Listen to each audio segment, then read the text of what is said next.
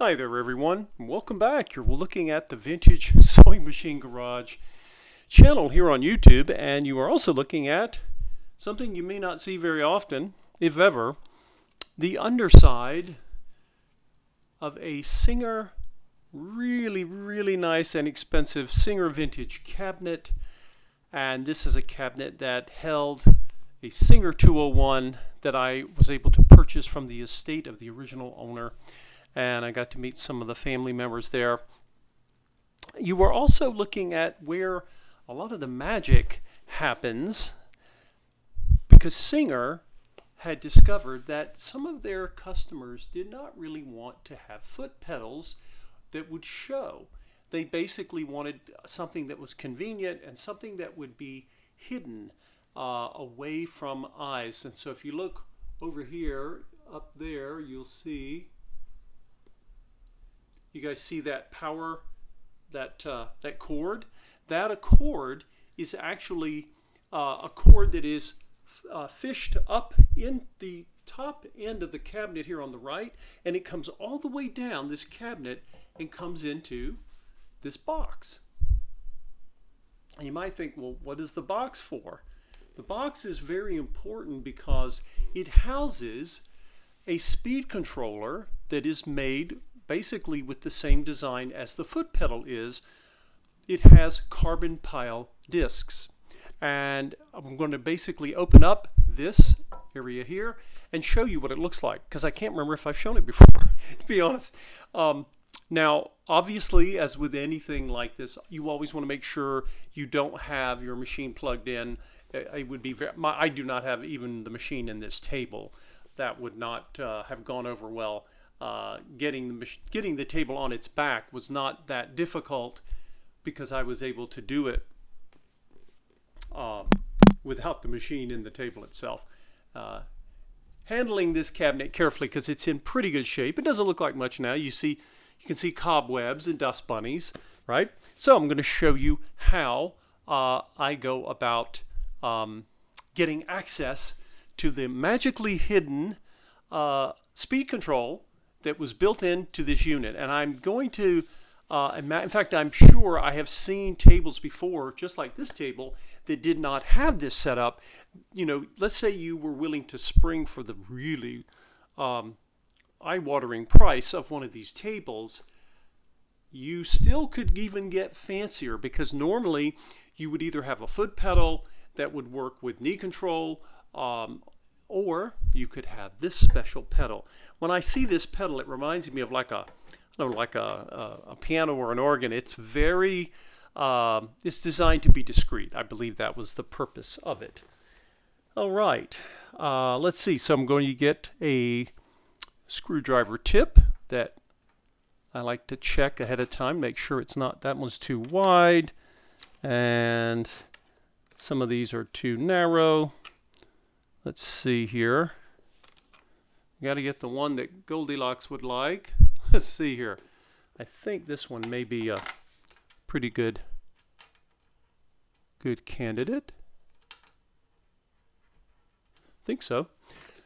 So this box has a cover, as you might have guessed, and that cover has a bolt here, one here, and then one down here, and right there. And it's been a while since I opened one of these up, because I always, when I have one of these, I open it up to inspect and clean, just like I clean all of my foot controllers.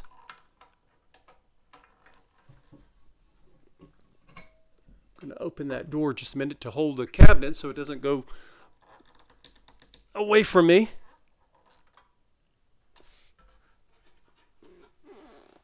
Just checking to see if I remember. I know I've got the 4 screws. I just want to make sure, because I think these screws go into wood. And unlike the hinge pins for a sewing machine, which also, those hinges, I always tell people never take them out, because you don't want to weaken the connection with the wood, because you have a lot of weight that is being held by those hinges. In this case, yes, these are wood screws, but they are screwed into wood and they're holding basically a very thin steel panel, so they're not being asked to do the brutal work that the hinge pin is.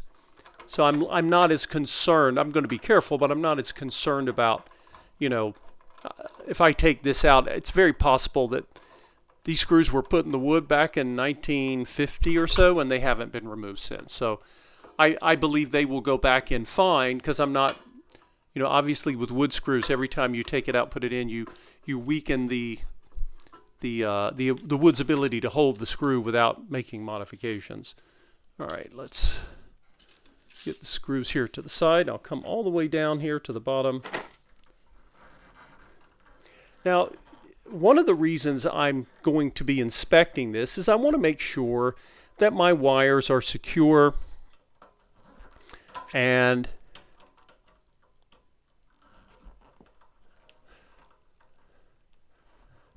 if there's any carbon buildup on the contacts, just like I do with the foot pedal version of a speed controller. In terms of damage, I really don't expect any, because this has got to be one of the safest places for a speed controller.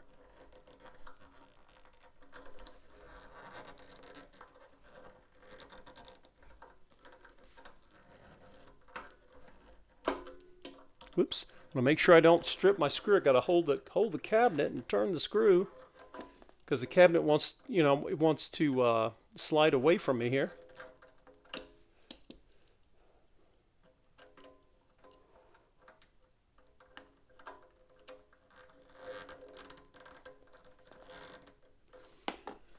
And now that I think about it, I may be able to prop up the table just a bit.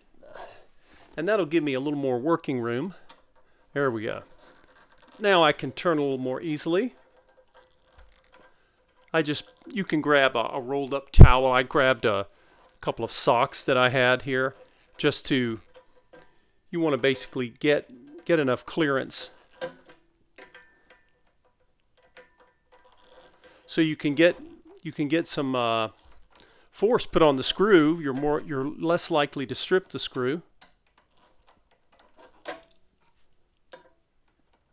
All right, you should be able to turn it a little bit more easily. All right. Okay, you guys ready? Let's see what it looks like. Probably the first time it's seen daylight in 75 years. Oh, wow. Look what we got. Well, what we have is a speed controller. And many of you will recognize this controller, because notice this piece here is the porcelain housing that you normally see in a Singer foot pedal speed controller. Only it's inside. Remember, it's inside the button, the Singer button style foot pedal that I talk about very often. Many of you know that if you know Singers. Now, it should not surprise us. What do we see? We see some cobwebs, some dust bunnies. I think I see an old bug. Thought it would want to live in there at one point. And if I tilt the camera down, you'll see, okay, yeah, we've got some dust. Well, that's not surprising. And the dust probably hasn't really been helping, but it hasn't really been doing anything either. And if you look here, you'll see the two wires that are part of the cord. Of course, they diverge, they splay off when they go to each one of these posts. So, a common thing that I like to check, of course, I don't expect these screws to be loose. They shouldn't, because there really shouldn't have been anything really, they're very firm, just like they were back in 1950, right? Now, when I push on this, you see it's spring controlled, right? And what's happening is, very often when you have the foot pedal version of this, you'll see it, because with the foot pedal, as you put your foot on the little button, it pulls this down just like this lever is doing, right? And it pulls this little bracket with the contacts toward the copper extension, those little copper pieces where it makes contact. And that is basically the same exact mechanism that you have inside that Bakelite plastic of your Singer foot pedal.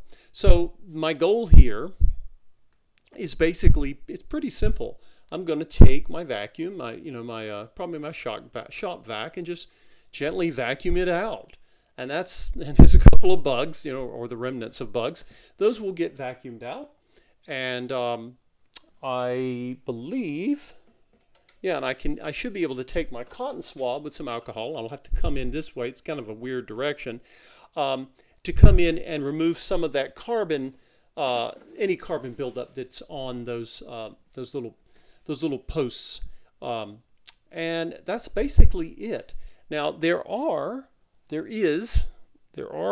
mounting bolts here where you can remove this because it's sitting on a steel plate, but I really don't typically need to. I may have done that in the past once, but I don't really believe I even need to do that here. Basically going to vacuum this up, and then I will again take my cotton swab and do what I do with my foot pedal, only I can do it from this angle and should be fine. So again, you always want to check your porcelain in your foot pedals to see if they've cracked, if they've been dropped. Usually that's what damages them. They are very heat resistant, but could it happen in theory? Could this be damaged? Yes, but of all the places, I don't care if it's knee control or foot pedal, probably the safest place you're ever going to see a foot pedal is right here, because it's basically been encased underneath the cabinet all its life. And anyway, I'll be getting this cleaned up, but I wanted to show this to all of you because it's many people, they may know they think, well, where is it? It was hidden here for a reason. It was hidden because people, again, would take these cabinets and they were part of the furnishing of the person's home. You're looking at this from underside, right? This is what your knees would see if you looked up at a cabinet like this. And again, people, the average home in North America was pretty small. And, just making room for a sewing table was a luxury. And of course, people wanted their homes to look a certain way, and they didn't really want to see. They viewed, I would imagine, in terms of decor, they may have viewed their sewing machines the way you and I might view, an appliance, like a washing machine or something. And so it was not typically something you showed off to guests, right? So you really wanted to kind of make it disappear. And even though most people knew that everyone had a sewing machine in their home, so it's one of the great ironies of consumer taste, I guess. But anyway, I hope that this was helpful for you all to see. It's not something you see very often, but again, it's one of the things I like to inspect. It's rare to find damage. I don't see any damage here. I just see old dust and filth that I really like to have removed and cleaned out, so that there shouldn't be a problem with this. I don't like dust or any dirt being around something electrical, but and again, that's essentially basically what it looks like. But look at this piece here, right? This is where the foot gets put, and you can just see, and you can even adjust it, right? It's designed for adjustability. Something that never even got looked at, that was never that people would never see, and yet the quality is there. So thank you all for watching. If you have just now discovered this YouTube channel, or maybe you've been watching for years, feel free to support my efforts. You can support my efforts to get machines and tables like this to rescue and keep out of the landfill.